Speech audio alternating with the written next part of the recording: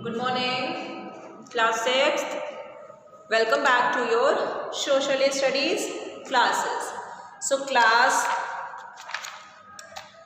now in this section or in this class of your subject, we will study about the last unit of your subject, which is unit number 9, making a living. And in this lesson we'll study about lesson number 29 today, which is about rural livelihoods. अब rural मतलब क्या होगा बच्चों? Related to villages, ठीक है, ग्रामीण।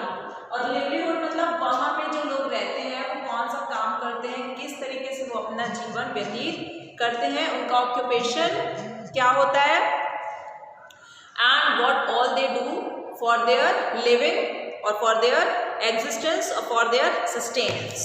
Okay, so let's start. A workshop on the topic different livelihoods was conducted in Aditya and Prakriti's school. The speaker was telling about the different types of work. तो यहाँ पे आदित्य और प्रकृति की एक बात की गई है और यहाँ पे उनके स्कूल में एक वर्कशॉप कंडक्ट किया जाता है जिसमें उनको डिफरेंट टाइप ऑफ ऑक्यूपेशंस के बारे में बताया जा रहा है। चलिए यहाँ पे क्या बताया जा रहा है? Earning a livelihood is the first step towards fulfilling these needs. People follow many occupations to earn a livelihood. यहाँ पे बच्चों को ये बताया जाता है कि हमें अपने जीवन को सस्टेन करने के लिए, जीवन जीने के लिए हमें कोई ना कोई काम तो पकड़ना ही पड़ता है, ठीक है। और उससे जो भी पैसे हम लोग कमाते हैं उसको ही हम लोग लिवलीहुड या ऑक्यूपेशंस बोलते हैं, ठीक है। अलग अलग लोग अलग अलग ऑक्यूपेशन में इन्वॉल्व हो सकते हैं। पीपल जो होते हैं, जो प्रिमिटिव सोसाइटी के थे, वो खाना वगैरह हमको नेचुरली अवेलेबल हो जाता था। प्रिमिटिव सोसाइटी मतलब पुराने लोग, एंशियंट लोगों को खाना वगैरह, फूड वगैरह कहाँ से मिलता था? थ्रू प्लांट्स, थ्रू ट्रीज, ठीक है, और थ्रू फॉरेस्ट। लेकिन अभी क्या है, लोग जो हैं वो ज़्यादा हो गए हैं इन पॉपुलेशन, और उतने ही पे डिपेंड रहना हमारे लिए सही नहीं है, क्योंकि उतने में तो कम लोगों का पेट भरेगा और यहाँ पे जनसंख्या तो ज़्यादा है। इस वजह से क्या हुआ, लोगों ने अब खेती करना शुरू कर दिया। क्राफ्ट्समैन जैसे कि carpenter, mason, potters, weavers, ironsmith, goldsmith, ये लोग भी इन लोगों ने भी अपना ऑक्यूपेशन सर्च किया और इन लोगों ने भी काम करना शुरू कर दिया। इस वजह से हमारी सोसाइटी में इस टाइम पे अलग अलग तरीके के ऑक्यूपेशंस हैं और उनको हम लोग 3 तरीके से कैटेगराइज कर सकते हैं, 3 तरीकों से बांट सकते हैं। पहला हो जाएगा बच्चों प्राइमरी ऑक्यूपेशन, दूसरा हो गया सेकेंडरी ऑक्यूपेशन और तीसरा हो गया आपका टर्शरी ऑक्यूपेशन। पहला प्राइमरी ऑक्यूपेशन में क्या होगा? This occupation which is based on deriving useful goods from natural resources. तो जो रॉ मटेरियल्स हैं उससे जो गुड्स निकल के आते हैं वो काम करने को हम लोग प्राइमरी ऑक्यूपेशन कहते हैं। जैसे कि एग्रीकल्चर हो गया, mining, forestry, cattle raising, fisheries, sericulture, ये सब प्राइमरी ऑक्यूपेशंस के एग्जाम्पल हैं। मतलब प्राइमरी ऑक्यूपेशंस में आप क्या काम करते हो, क्या प्रोडक्शन करते हो, किस चीज़ का प्रोड्यूस करते हो, किस चीज़ का प्रोडक्शन करते हो? रॉ मटेरियल्स का, जो कि फैक्ट्रीज में जा करके फाइनल प्रोडक्ट बनेगा। रॉ मटेरियल नहीं रहेगा तो फैक्ट्रीज में जाएगा क्या, प्रोडक्ट हमें कहाँ से मिलेगा? तो रॉ मटेरियल्स को प्रोड्यूस करना ही हम लोग प्राइमरी ऑक्यूपेशन में उसको रखते हैं। जैसे कि एग्रीकल्चर, ठीक है, बिस्किट की फैक्ट्री है, वो बिस्किट कहाँ से बनाएगी? जब उसको गेहूँ मिलेगा, गेहूँ प्रोड्यूस करना comes under agriculture and that is the primary occupation. Okay, यहाँ पे एक वर्ड और लिखा है सेरिकल्चर। सेरिकल्चर मतलब होता है rearing of silk worms. Okay, secondary occupation पे आ जाएंगे। ये ऑक्यूपेशंस में क्या है, जब हमें रॉ मटेरियल्स मिल गए तो इसको यूजफुल प्रोडक्ट में कन्वर्ट करना in factories, in various plants is called secondary occupation. जैसे कि शुगर केन हमें मिल गया, रॉ मटेरियल था शुगर केन, किस चीज़ को बनाने के लिए? चीनी को बनाने के लिए। शुगर केन हमें मिल गया in primary occupation, we did agriculture and we got it. Now in secondary occupation the sugar from the sugar cane will be made in the factory.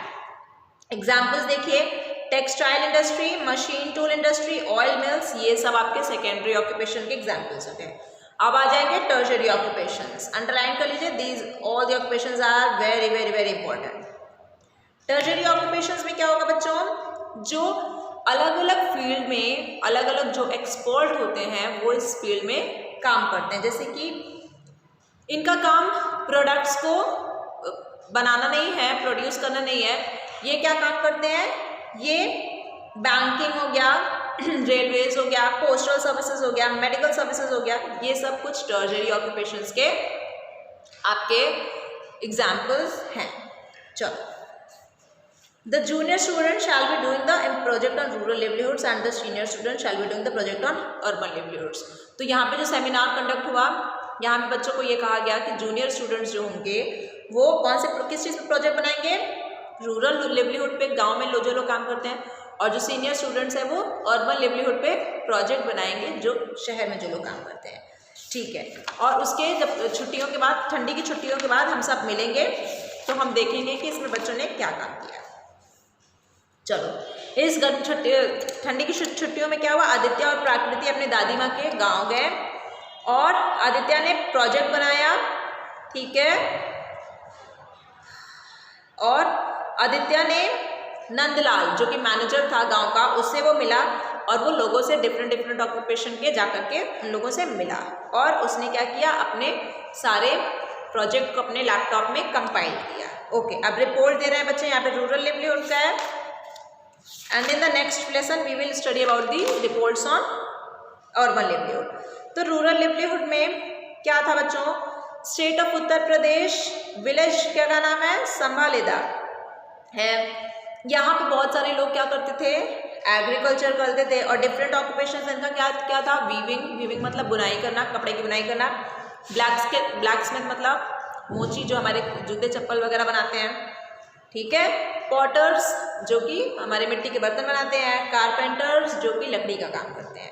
Village में एक लोकल हाट था या फिर मार्केट जहाँ पे अलग अलग तरीके के सामान को बेचा जाता था और वहाँ पे कुछ लोग ग्रॉसरी, कुछ लोग वेजिटेबल, कुछ लोग क्लोथ्स, कुछ लोग मेडिसिन, फर्टिलाइजर और सीड्स बेचा करते थे। स्मॉल टी स्टॉल्स था रोड साइड पे जिसको ढाबा कहा जाता था और वहाँ पर भी खाने वगैरह फैमिलीज के लिए बेची जाती थी। तो ये भी तो ऑक्यूपेशन हो गया, जो बेच रहा है वो अपना काम कर रहा है, पैसे कमा रहा है। ठीक है, फार कॉर्नर ऑफ द विलेज में 5 या 6 वीवर्स एक ही कपड़े की बुनाई करते हुए दिखाई पड़ जाते थे और ब्लैकस्मिथ्स क्या करते थे, बर्तन बनाते हुए भी दिखाई पड़ जाते हैं। ठीक है, विलेज में क्या था, डेयरी बूथ था जहाँ पे मिल्क प्रोडक्ट्स मिल जाती थी अलॉन्ग विथ मिल्क, और कुछ लोग ट्रांसपोर्ट करते थे एग्रीकल्चर प्रोडक्ट का नियर बाई लार्ज मार्केट में जो कि मंडी था और वैसे भी पैसे कमाते थे। कुछ विलेजर्स और क्राफ्ट्समैन कुछ आर्टिस्टिक गुड्स बनाते थे और उनको लोकल मार्केट जिसको हाट हम लोग जानते हैं वहाँ पे ले जा करके बेचा करते थे। और उसके बाद ये रिपोर्ट को बनाया गया। अब यहाँ पे बताते हैं कि इन्होंने यहाँ पे डिफरेंट स्टोरीज लिखी हुई हैं और इसके थ्रू तुम समझोगे कि रूरल लिवलीहुड क्या होता है। देखो यहाँ पे लिखा है कि ये बच्चा जो था ये लाला हरदयाल से मिला जो कि एक किसान था, उसके पास 20 हेक्टेयर्स ऑफ लैंड था। ठीक है, in the village anyone who owns more than 5 hectares of land is a big farmer. तो उस गांव में क्या, हमारे देश में किसी भी गांव में अगर 5 हेक्टेयर से ज़्यादा किसी किसान के पास ज़मीन है तो उसको हम लोग बिग फार्मर कहेंगे। ठीक है, तो इसलिए वो बिग फार्मर था। वो खुद तो जाकर के फील्ड्स में काम नहीं करता है लेकिन अपने फील्ड में वो लेबरर्स से काम करवाता है और उनको कुछ अनाज या पैसे उसके बदले में देता है। ठीक है, और उनको हैंडसम अमाउंट ऑफ मनी पे करता है। इसके अलावा उसके पास एक फ्लोर मिल है, आटा पीसने की चक्की है और ऑयल मिल है, तेल भी पेरने वाली एक चक्की है जहाँ पे तेल निकाला जाता है फ्रॉम द रॉ मटेरियल्स और आटा पीसा जाता है। ठीक है, उसका एनुअल इनकम जो है, साल भर का जो पैसा जो आता है उससे वो बहुत है, सफिशिएंट है ताकि वो एक अच्छी सी लग्जूरियस लाइफस्टाइल उसकी हो सके। और क्या काम करता है वो, कभी कभार वो लोगों को उधार पे पैसे देता है और फिर उसके इंटरेस्ट से भी वो ज़्यादा पैसे कमाता है। फिर दूसरी स्टोरी देखिए, यहाँ पे सुखीराम की कहानी है। ये इनके पास कितनी ज़मीन है, 3 हेक्टेयर्स ऑफ लैंड है, इसीलिए ये इनकी क्या कैटेगरी है, स्मॉल फार्मर्स की। ये अपनी ज़मीन पे पैडी को कल्टीवेट किया इन्होंने, पैडी मतलब धान की खेती की। और कभी कभार क्या होता है कि इनको और इनके परिवार वालों को मिलकर के ही कल्टीवेशन करना पड़ता है। ठीक है, इनके पास खुद अपनी ट्रैक्टर नहीं है, इस वजह से ये किराए पर ट्रैक्टर लेते हैं जो कि इनको महंगा पड़ जाता है। ठीक है। और ये इतना पैदावार कर लेते हैं कि ये अपने फैमिली को अच्छे से खिला पिला सके, और इनकी फैमिली में 8 मेंबर्स हैं, ठीक है। लगभग ये 40% अपने अनाज का बेच देते हैं और बाकी सब ये 60% अपने पास अपने कंजम्पशन के लिए रखते हैं, और वो पैसे बचा रहे हैं ताकि वो ट्रैक्टर खरीद सकें। ये हो गई सेकंड स्टोरी। अब आ जाओ थर्ड स्टोरी पे। ये है बिरजू की कहानी, जिसके पास किसी भी प्रकार की कोई ज़मीन नहीं है, और इसलिए ये जो व्यक्ति हैं ये लैंडलेस फार्मर्स के अंडर में आएंगे। इनके पास ज़मीन नहीं है, लैंडलेस, ठीक है ना। किसी भी वर्ड के आगे लेस लगा दोगे तो उसका हम लोग नेगेटिव वर्ड निकाल देते हैं। अब ज़मीन जिसके पास है वो लैंड ओनर है, जिसके पास नहीं है वो लैंडलेस हो गया। He and his wife Ganga work in Lala Hardayal field. तो ये और इसकी वाइफ जो है गंगा, ये लाला हरदयाल फील्ड में काम करते हैं, ठीक है। तो मैनी मोर सच लैंडलेस फार्मर्स लाला जी के फील्ड में काम करते हैं फ्रॉम मॉर्निंग टिल इवनिंग। लेकिन उनको आदमी लोगों को ₹80 और औरतों को ₹50 ही वेतन मिलता है, वेजेस मिलते हैं। Apart from the field work, his wife also does the household work at Lala ji's house. Okay, so apart from the field work, his wife also does the household work at Lala ji's house. तो field work तो करती है गंगा, लेकिन इसके सिवाय वो लाला जी के घर पे डोमेस्टिक वर्क भी करती है, लेकिन उसके लिए उसको कुछ भी एक्स्ट्रा रुपीज़ नहीं मिलते, वही ₹50 दिन के मिलते हैं। और उनके 4 छोटे बच्चे हैं, और इसलिए इतनी कम इनकम में ₹80 उसका पति कमाता है, ₹50 वो कमाती है दिन भर में। इतने कम इनकम में उनका जीना खाना मुहाल हो जाता है, वो लोग अच्छे से नहीं रह पाते हैं। इस वजह से कभी कभार उन्हें पैसे जो है उधार लेना पड़ता है, और इस तरीके से करते करते उन्हें जब पैसे वापस देना होता था तो उसमें फिर इंटरेस्ट भी होगा, ज़्यादा पैसे वापस देने होंगे। करते करते उनकी जो ज़मीन थी वो सारी बिक गई, ठीक है।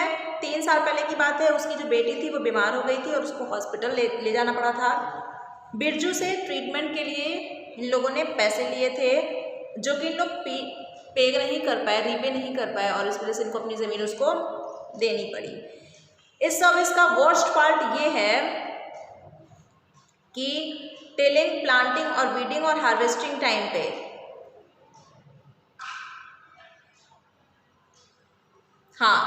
ये लोग काम तभी करते थे लाला जी के लैंड में जब टिलिंग का काम होता था, प्लांटिंग का, वीडिंग और हार्वेस्टिंग का।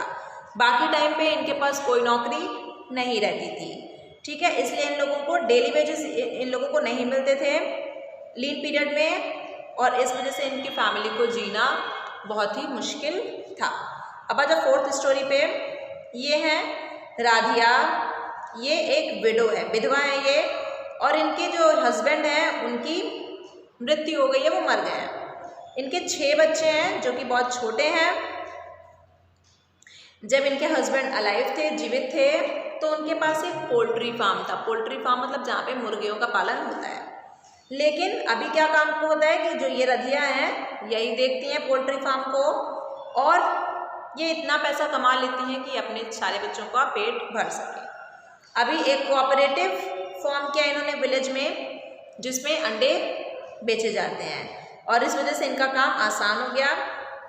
She is working hard to earn enough money, और ये बहुत मेहनत करती हैं ताकि ये ज़्यादा पैसे कमा सकें, ताकि ये अपने बच्चों को स्कूल भेज सकें। अब आ जाओ 5th स्टोरी पे। यहाँ पे ये बच्चा बता रहा है कि हम लोग केरल में टूर पे गए थे, वहाँ पे हम लोग भोलू राजा और श्याम से मिले। वो लोग क्या काम करते हैं, अपने पेरेंट्स की मदद करते हैं रबर लेटेक्स को कलेक्ट करने में इन रबर स्टेट्स, ठीक है। उनके भी जो पेरेंट्स हैं वो पुअर लेबरर्स हैं, और इस वजह से वो उन बच्चों को स्कूल नहीं भेज सकते थे। भोलू और उनके फ्रेंड अपने पेरेंट्स की मदद करते थे उनकी कमाई को बढ़ाने में, कमा करके। इस वजह से वो लोग इतने छोटी सी उम्र में भी वो लोग इतने बड़े हो गए थे, ताकि वो लोगों के अंदर ऐसा लगता होगा ना, छोटेपन में ही इतने बड़ा उनको बना दिया गया कि पहले कमाओ और घर चलाओ। तो इनकी कहानी ये है। अब आ जाओ 6th पे। यहाँ पे एक लेडी है जिनका नाम है संतोष बहन जी। ये इंचार्ज है रूरल कोऑपरेटिव की, रूरल कोऑपरेटिव क्राफ्ट सोसाइटी की। इनका काम क्या है, ये बास्केट, पॉट, कारपेट ये सब बनाती हैं।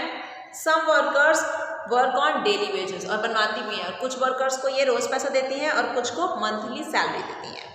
कोऑपरेटिव सोसाइटी क्या है, एक सेमी गवर्नमेंट ऑर्गेनाइजेशन है। सेमी गवर्नमेंट मतलब उसका 50% शेयर गवर्नमेंट के अंडर में है और 50% private.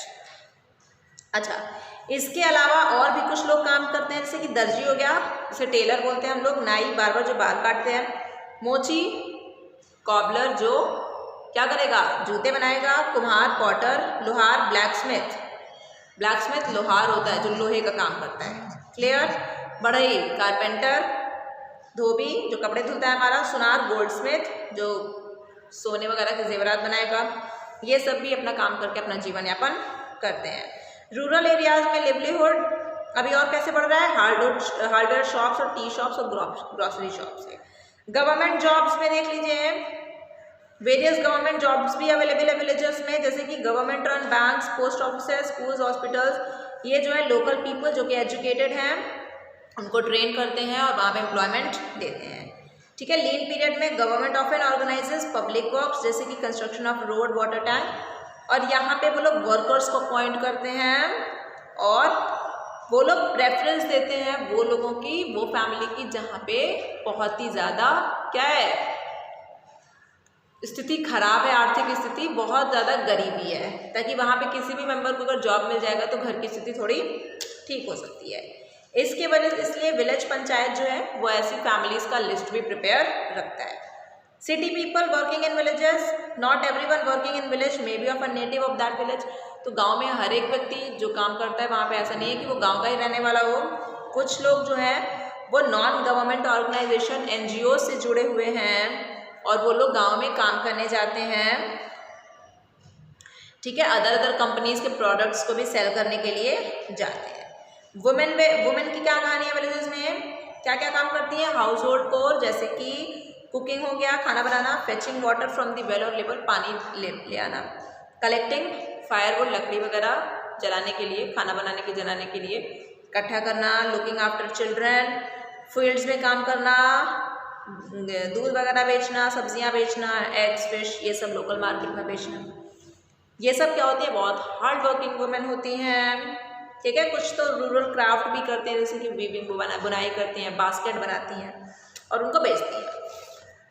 Everyone praised Aditya for preparing such a good report. अब आदित्य ने इतने लोगों से मिल करके ये अच्छा सा रिपोर्ट कलेक्ट करके बनाया था, तो सबने उसकी बड़ाई की और उसके बाद वो घर गया।